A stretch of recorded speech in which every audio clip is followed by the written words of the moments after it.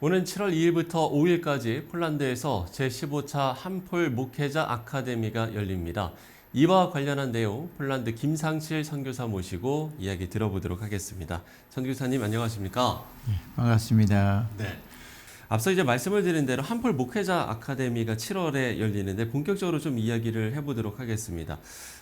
한폴 목회자 아카데미 오는 이제 7월 2일부터 열리는 거죠? 횟수로는 17년째고요. 저희들이 다루는 주제는 좀 더 목회 부분과 그다음에 신학적인 부분을 서로 다루었습니다.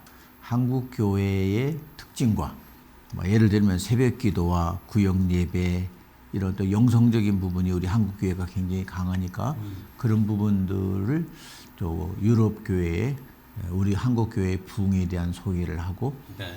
또 유럽 목회자들에게는 신학적인 부분이라든지 어떤 그 학문적인 부분이 또 좀 더 깊이가 있으니까 그런 부분을 우리 한국 교회에 또 나누는, 그래서 동서양의 교회가 서로 어울려서 좀 더 좋은 장점을 가지고 발전해 나가자 하는 그런 취지로 모이기 시작했습니다. 그렇지만 작년에는 우리가 좀 생각하기를 난민들 가운데에 고생하시는 그 목사님들, 네. 우크라이나 디아스포라 교회 목회자들, 그들과 또 현장에서 그 전쟁 중에서 수고하시는 목회자들, 그분들을 좀 더 위로하는 잔치를 해야 되지 않겠나. 그래서 14차는 그냥 위로 하나만 가지고 모였는데 우리 한국 교회 봉사단과 여러 많은 분들이 도와주셔서 130여 명이 모여서 큰 잔치를 벌였습니다. 그러면 올해 대회에서는 특별히 좀 강조하는 부분이랄까요? 이런 것들이 좀 있습니까? 올해는 왕의 귀환이라는 왕의 귀환. 좀 거창한 테마를 잡았는데요. 네. 이 주제는 물론 이런 용어는 이미 10년 전에 어떤 신학자가 거론을 했던 그 용어입니다. 네네. 그 왕이 귀환을 했는데 그 왕이 우리가 바라는 왕이냐 아니면 다른 왕이냐. 그리고 부제로는 종교의 부흥과 교회의 감소 이렇게 잡았습니다. 네네. 종교는 많이 부흥하는 것 같은데 교회는 감소된다. 이 뜻은 우리들이 섬기는 왕이 아니라 자기들이 섬기는 왕이라는 겁니다. K-팝도 좋고 이런 대중문화도 좋지만 대중문화 속에 복음이 살아있지 않는 부분들을 우리가 다뤄야 된다. 대중문화를 처음에는 우리가 선도를 했거든요. 그래서 교회 가면은 뭐든지 재미있고 새로운 걸 배우고 신학문을 배우고 신문화를 배우는데 어느 날 이게 자리가 바뀌었다는 겁니다. 네. 그래서 이미 일반 문화 속에서 우리 기독교 문화가 딸려가는 그런 입장인데 이제 우리가 이걸 뒤엎어야 되지 않겠느냐. 그래서 시 채널도 제가 굉장히 기도를 많이 하고 소망을 가지고 있습니다. 네. 왕이 귀환됐지만 진정한 왕을 찾자는 그런 의미에서 주제를 잡아봤습니다. 네, 또 그런 뜻이 있었군요. 자, 그럼 이제 여기에 이제 모이는 분들이 개신교 목회자와 선교사들인데 폴란드 내 개신교 상황도 좀 궁금하거든요. 어떻습니까? 폴란드의 그 캐톨릭 국가, 네, 95%, 98%의 캐톨릭 국가로 우리가 알고 있지 않습니까?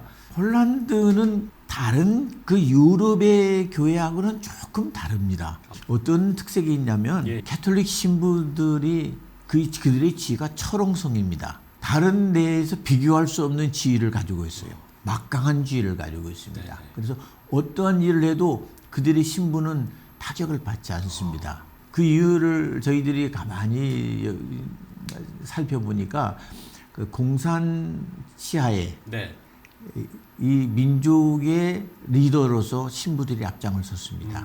그들이 목숨을 걸고 교회를 지켜냈고 또 교인들을 지켜주었고 그래서 신임을 얻게 된 거예요.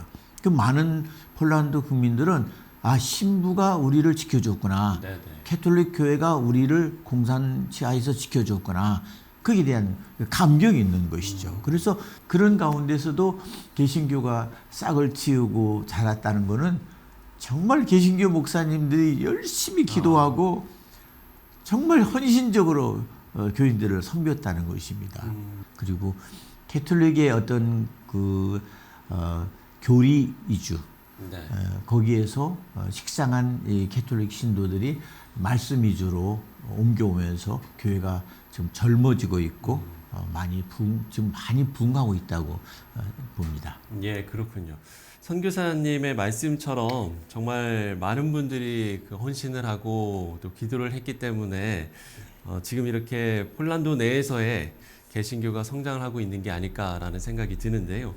그런가 하면 폴란드가 한국교회에서 배운 것들도 좀 많다고 해요. 그 한폴 아카데미 그 멤버들이 한 50교회로 지금 늘어났습니다. 그 가운데 원로급적인 목사님들 한 4분, 5분을 이 폴란드에서 한국으로 초청을 했습니다. 우리 장로의 신학대학이라든지 그런 곳을 가보고 이들이 상상을 못했던 모습을 보게 된 거예요. 한국 교회의 그 행정이라든지 조직력이라든지 교인들이 새벽기도에 와서 뜨거운 기도를 한다든지 이런 부분을 보고 고백하는 것들은 한국인이나 우리나 똑같이 기도하라 이 말씀을 들었는데 한국 교회는 무릎을 꿇고 기도했고 우리는 알면서도 무릎을 꿇지 않았지 않느냐 네. 그런 고백들이 나오게 된 거고요. 그래서 하나 소개하다 보면 얀 스카빈양 목사라는 친구가 있습니다. 네. 저 같은 연배인데 새벽기도 우리 명성교회 와서 새벽기도를 참여를 했었어요. 그리고 돌아가고 난 다음에 2가지 소망이 있다고 그랬습니다. 하나는 십자가, 불 들어오는 십자가를 교회에 세우는 것. 또 하나는 새벽기도 하는 것. 그리고 어느 날 만나서 그 교회 가서 제가 한국 문화의 밤을 이제 했거든요. 네네. 그때 고백하기를 사실은 내가 지금 한국 갔다 오고 난 다음부터 교인이 오거나 말거나 있거나 말거나 늘 새벽 기도를 했다. 혼자서라도 했다. 라고 고백을 했습니다. 그리고 그 교회가 한 5, 60명 모였는데 지금 250명이 넘어가는 대교회로 폴란드에서 250명은 큰 교회입니다. 예. 그 교회로 성장을 했습니다. 그리고 다들 한폴 목회자 아카데미에 참여를 해서 한국교회의 영성의 부분, 그 부분들을 많이 도전을 받지요. 그리고 한국교회의 성장점이 어디냐? 우리도 한번 그렇게 해보자. 그래서 구역예배 제도, 신방, 네. 기도 이런 부분에 많이 중점을 해서 폴란드 교회들이 힘을 많이 얻고 있습니다. 그런가 하면 요즘 사실 세계 어디를 가나 한국 문화와 한국 콘텐츠를 정말 많이들 좋아하지 않습니까? 폴란드도 그렇습니까? 어떤가요? 거리 지나가면은 한국말로 예전에는 뭐 쳐다보지도 않았는데 안녕하세요 이렇게 하고 접근하고 한국 음식점이 많이 생겼다는 것, 그다음에 한국어로 인사한다는 것, 그리고 우리가 한국어로 말하면서 지나면 이제 조심해야 됩니다. 알아듣는 사람이 많아졌다는 겁니다. 그렇군요. 그만큼 한국의 인기, 음식, 옷, 특히 한국 문화에 대해서 애절 같은 것들, 한국어에는 존댓말이 있다. 그래서 그 존댓말에 대한 신기함, 그리고 신기함을 통한 예의 발음, 애절 이런 것들이 문화로서 자리 잡고 있습니다. 네, 그런 거 보실 때 상당히 좀 뿌듯하실 것 같아요. 기쁘죠. 아주 기쁘고 예. 그동안 고생했던 것들이 생각이 좀 납니다. 보상을 받는 거예요. 뭐 저도 이제 얼마 전에 뭐 미국 스포츠 경기를 보는데 아직까지도 싸이 노래가 그 스포츠 경기장에 나오고 있더라고요. 네, 그런 걸 보면 참 신기하다는 생각도 들고 그만큼 한국 문화가 전 세계적으로 인기를 끌고 있구나 이런 생각이 좀 들더라고요. 자, 한국 교회는 물론이고 폴란드 교회도 가장 중요한 게 바로 차세대로 이어지는 신앙의 유산이지 않을까라는 생각도 들고요. 또 여러 기도 제목도 있으실 것 같은데요. 끝으로 한국 교회와 성도들에게 또 기도 제목을 나눠주시면 좋을 것 같습니다. 은퇴하는 건 당연한 수순인데 그들을 뒷받침만 할 만한 차세대 젊은 목회자들이 폴란드에서는 사라져가고 있습니다. 허리 부분이 없다는 것입니다.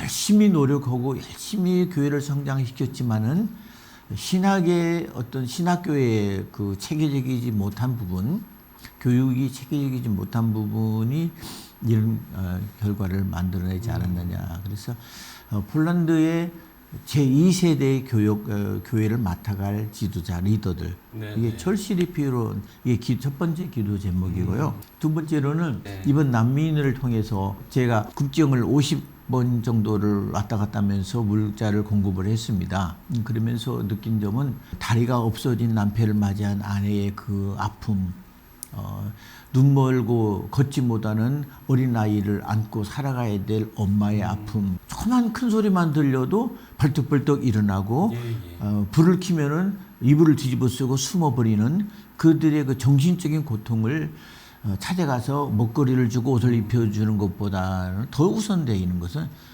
배고프고 배부르고 옷을 입고 있어도 잠들지 못하는 그런 사람들에 대한 두 번째 차세대 선교의 그런 부분들이 참으로 필요하지 않느냐. 예. 지금 그래서 저희들도 그런 준비를 지금 많이 하고 있습니다. 폴란드 교회와 연합을 해서 이 트라우마 치료 프로그램을 예배 후에 운영하는 교회가 많이 생겼고요. 특히 몰도바 같은 열악한 교회에서도 예. 이 트라우마 치료, 심리 치료를 교회 두 번째 프로그램으로 저희가 진행을 하고 있습니다. 이 변화하는 선교 패러다임에 우리 선교사님들과 또 목회자들이 잘 준비할 수 있도록 우리 시청자 여러분들께서도 기도를 해주시면 좋을 것 같습니다. 네, 지금까지 폴란드 김상칠 선교사와 이야기 나눠봤습니다. 선교사님 오늘 말씀 고맙습니다. 감사합니다. 네.